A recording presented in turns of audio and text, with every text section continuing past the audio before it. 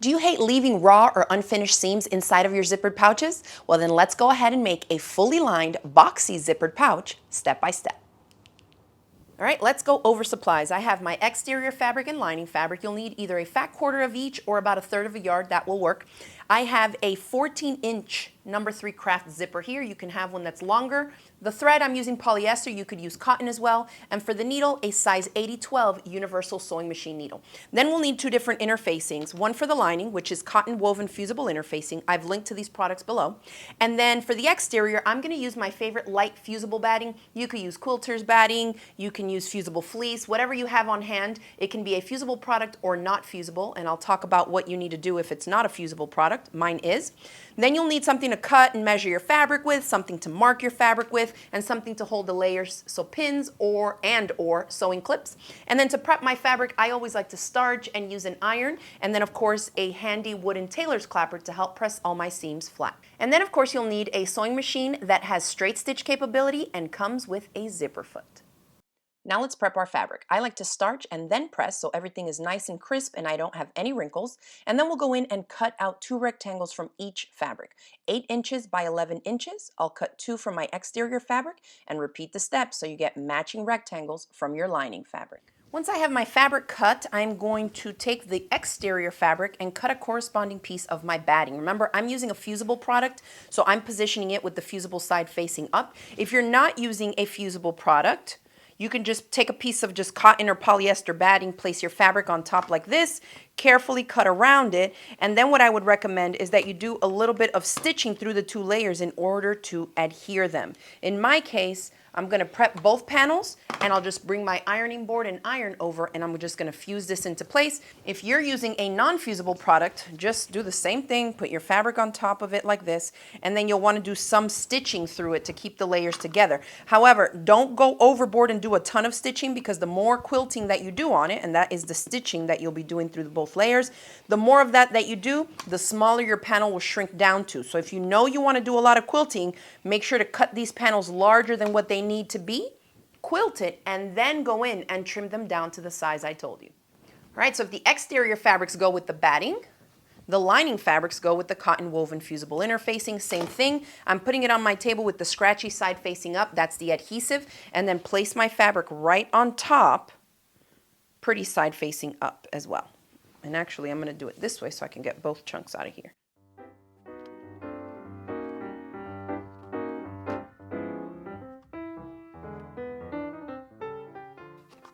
Iron and ironing board time so we can fuse all 4 of these.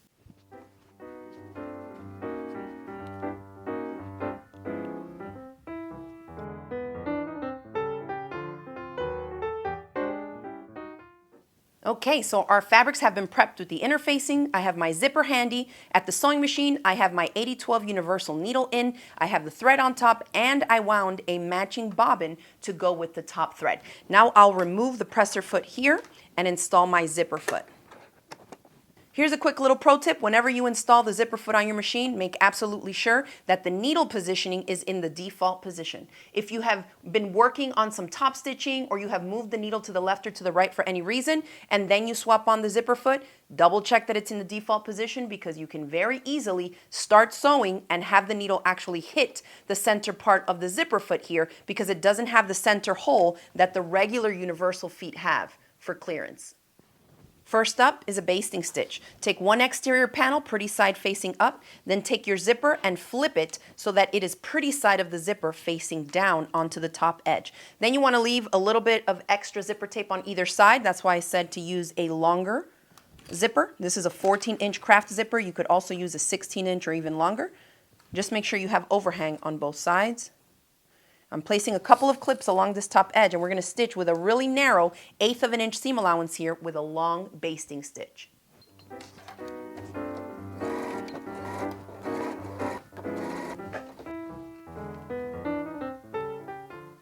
Now that basting stitch was basically to hold these two layers together to keep things from shifting on you. But the next one, when we attach this lining panel now, is going to be shortened stitch length, and you're going to use the full seam allowance on your zipper foot. So about 1/4 of an inch to 3/8 of an inch, depending on your specific foot. So let's take the lining panel, and I want you to position it with pretty side facing down on top of this. So line up this top edge the same way as you did with the exterior and the zipper, and we're going to place clips across the top, making sure that the fabric edges also are aligned. So we're now needing to shorten this. We're no longer base stitching. Go down to anywhere between 2 to 2.5 millimeters in stitch length. And I'm going to line up the edge with the edge of my presser foot to use up that whole seam allowance this time.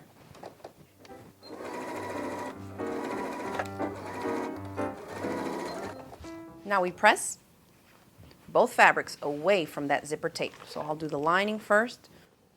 If you have a tailor's clapper, use it. It will help you set any creases nice and flat.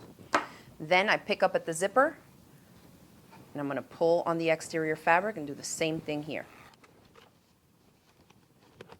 All right, now we can top stitch. So again, for top stitching, we lengthen the stitch length. I'll go about 3 millimeters in length, and I'm going to stitch about 1/8 to 1/4 of an inch down here and top stitch right across, going through all the layers.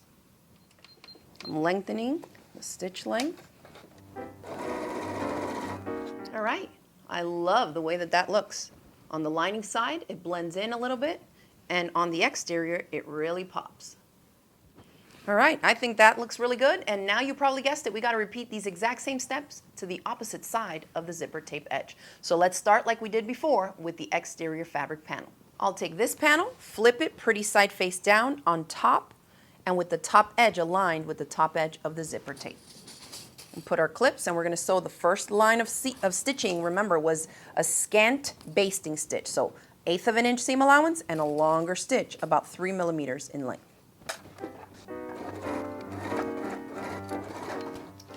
Next, add the remaining lining panel to the opposite side. So look at your lining panel that's already attached.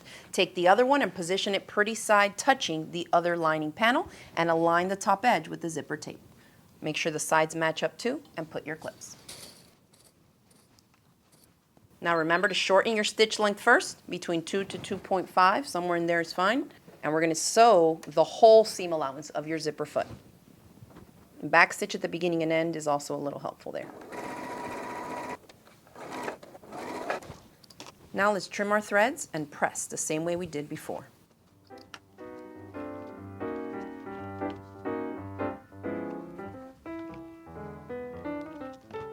Now we need to top stitch on the other side like we did before. So a couple things. 1, lengthen that stitch length. And 2, I want you to pay attention to how I'm orienting the project in here. So if you lined yours up like I did here for the first line, you're going to need to flip your project over and do the same thing to that side, so you make sure you end up with a consistent line of top stitching.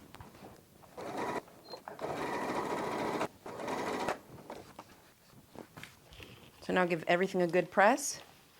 And see, when you do that, your top stitching is the same distance away from the center on both sides. So right now, this is what you got. Exterior side, lining side. Looks really good. Let's set it aside and go ahead and grab your fabric so we can make the 2 little side loops. For the loops, I have 2 1-inch by 5 pieces of cotton woven fusible interfacing and 2 pieces of fabric that measure 2 inches by 5 inches. All right, so the fusible interfacing, set it aside. We're going to take the fabric first, pretty side face down, fold it in half lengthwise and press. And then we're going to open it back up and pull in the outer long edges into just shy of that center crease line you just made, and give that a little press. I'll do the same thing to the opposite long side. You're making like a double folded binding piece. Then this from here to here should measure 1 inch. So open this up and take one of those 1-inch strip pieces. Make sure that the scratchy side with the adhesive is facing down in there. And then bring the long edges again to fold.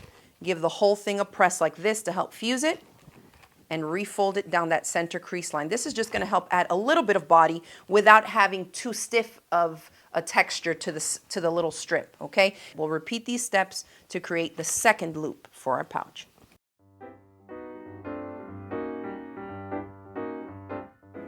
I'll remove my zipper foot. I don't need that anymore. We'll put the regular foot back on. And we're going to top stitch. So length of the stitch is 3 millimeters, and I'm going to stitch down both long edges about 1/8 of an inch in from both sides. Okay, before we trim down the zipper or anything like that, let's go ahead and add these loops. So I just lay it like this horizontally, and then I just bring in the ends to make like a smiley face, okay?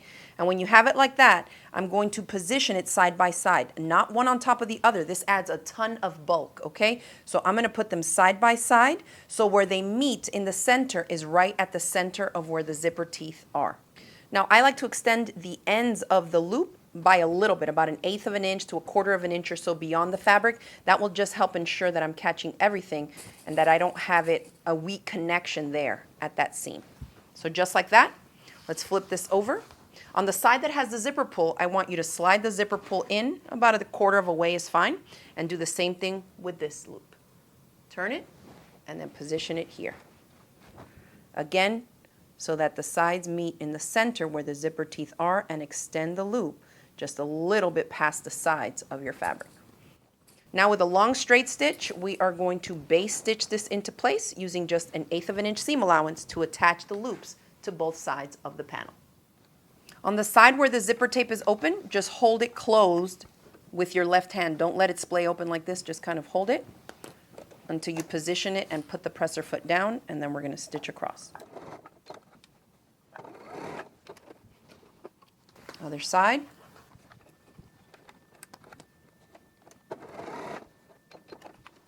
Now let's cut away the excess zipper tape flush with the side of the fabric. Make sure that that zipper pull is inside before you cut on this side. All right, that looks good. Next, let's grab exterior and exterior and bring them together. Along this edge, line them up real good, and you're going to place clips here only. Now do the same thing to the lining. So pretty side to pretty side with only the 2 linings. And on this edge, also place your clips or pins. Now for these seams, we'll be using a 3/8 of an inch seam allowance. We're going to start at the top and back stitch and stitch all the way across here, back stitching at the end as well. That's the exterior side. On the lining side, we're going to do the same. We're going to start there at the top, but we also need to go ahead and mark out a 6 to 7 inch opening, which is where we will end up flipping the entire pouch out through. So make yourself a mark to know and remind yourself that this area needs to remain unstitched. So here I will start at the top and back stitch, 3/8 of an inch seam allowance, and stop and back stitch at that first mark, cut my threads, skip over this area and pick up on the other end, back stitch there, and come off the edge back stitching as well, and we're using 3/8 of an inch on both seams.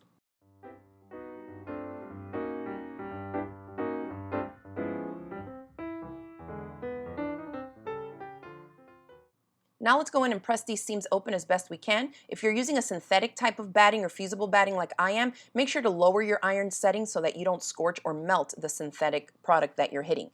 Now on the lining side, here's a pro tip. I like to just lay it flat here and then peel back and fold back one edge of that seam allowance and press it into place. Then when I reach the opening there, just fold it back and try to maintain that same amount of seam allowance so that when you press it, it lies completely flat, and it will make closing up your pouch in the end a whole lot easier. Flip it over and repeat to the other side.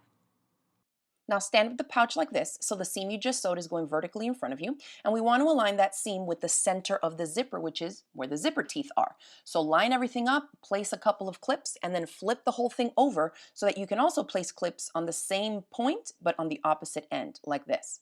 Once you have the exterior side lined up and clipped, flip it so you're looking at the lining side and align that one as well. I like to unclip and then just add the layers of the lining fabric so everything is sandwiched together.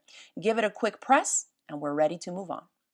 Now place clips along the short edges, and we're going to stitch down both of those short sides with a 3/8 of an inch seam allowance. Remember that you have those little loops on the sides there. Make sure everything is lying completely flat, and feel free to backstitch over that area for a little bit of added security.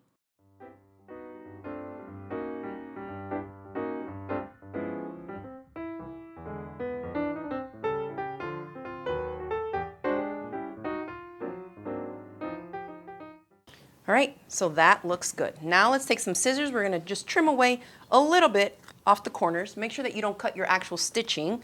Just trim a little bit off of it.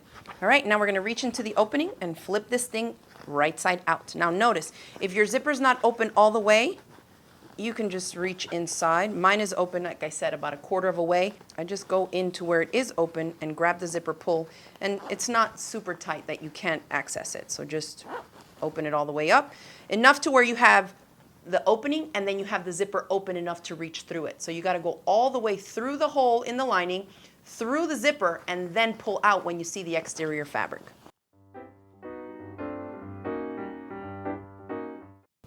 Now, I like to take something that's not too sharp. So this is a knitting needle, a bamboo knitting needle. You can use chopsticks or something else that's blunt like that.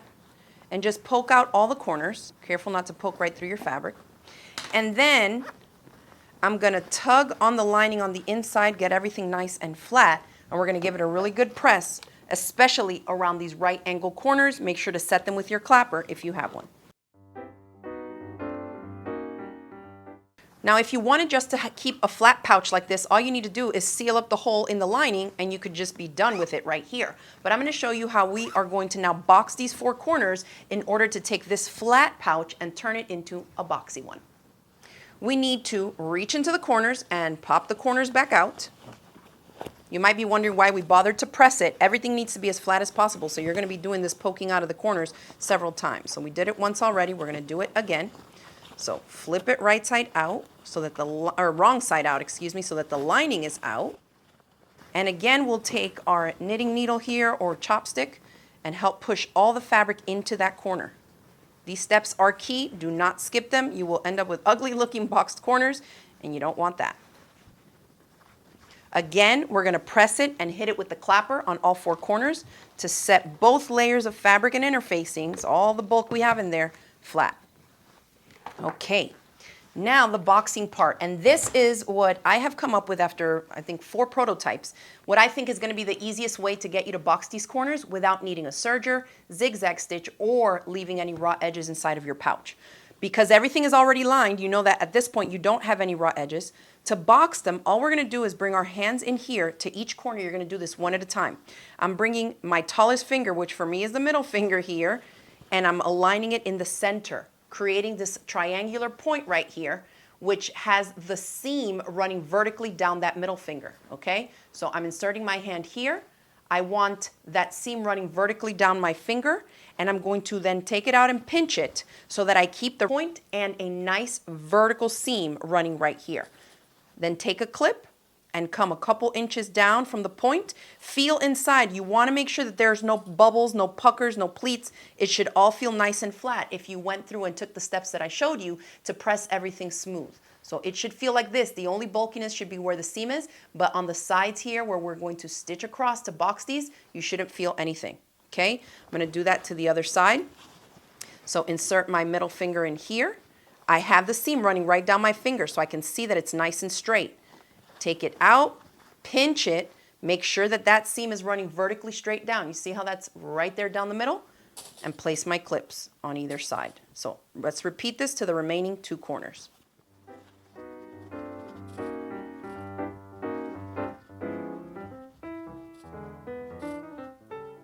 Now I take my fabric marker. You can use a pencil or anything, something that's fabric safe. And now, the seam that I had running down my finger when I was making this little triangular peak, I want to position it so it is now horizontal, right in front of me, okay? Set that up nice and straight horizontally there. And from this outermost tip, I'm going to measure 1 1/4 inches in with a ruler, all right? So let me see how I can show you this. So if my 1-inch line is right here, I know that the next dashed line over is 1 1/4, and I'm going to position that right on the point. Okay, so you'll need a clear ruler for this, on the point of that triangular peak. All right, so I have 1 1/4 from the peak down, and this straight edge of the ruler I'm going to mark because that's going to be my stitch line. You see how that works? So 1/4 inch down, and the edge of the ruler should be nice and straight. Draw your line and then put a clip on each side closest to the peak, like that, so that the layers inside don't move on you or shift. Let's do it again. Other side. The seam is going perfectly horizontal right in front of me. I'm going to position the 1 1/4 inch. So that's 1 1/4 inch down. I mark my line. Okay, you're going to repeat this to the remaining 2 corners. You got to do this to all 4. And notice you can even put one of the straight lines on your ruler on that seam so that you maintain a perfect 90-degree angle from where you're measuring. I'm going to keep my stitch length at about 2.2. If your machine struggles, feel free to lengthen it just a little, but you still want these stitches here to be nice and tight so that it holds and your thread doesn't show up on the exterior, okay? So let's back stitch at beginning and end. And I can even shorten mine because it's not struggling at all.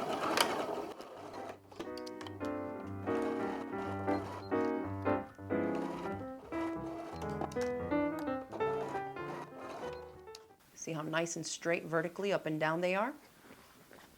That tells me I'm going to end up with nice box corners. So now we're going to do the same thing. You're going to flip everything right side out. So this is how we keep it so we don't have any raw edges, is you're going to leave these little wings inside. And you'll be surprised, you don't even notice them. They're tucked away in the far corners of the pouch, and it works actually really good. So now I'm going to poke out everything here, corner by corner. You can audition it just to make sure before going in to close up the opening in the lining, and that is the last step we need to do.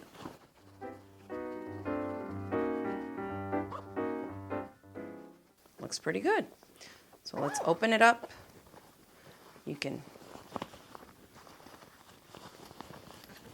flip it back out just so you can get access to the entire opening. Make sure that you push away the exterior. We're only going to be stitching through lining fabric. But see what that little pressing and folding tip did? I don't have to fuss with the raw edges. They already are tucked and pressed under. I'm just going to grab this here, put a couple clips, and we're going to stitch right down here to close the opening up.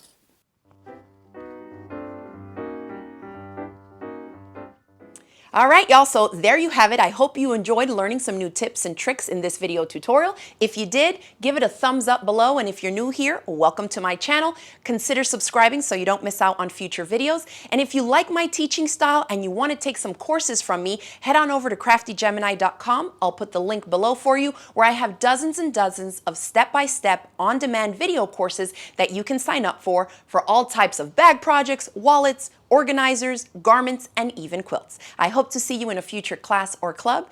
Thanks again for watching, and I'll see you on the next video. Bye.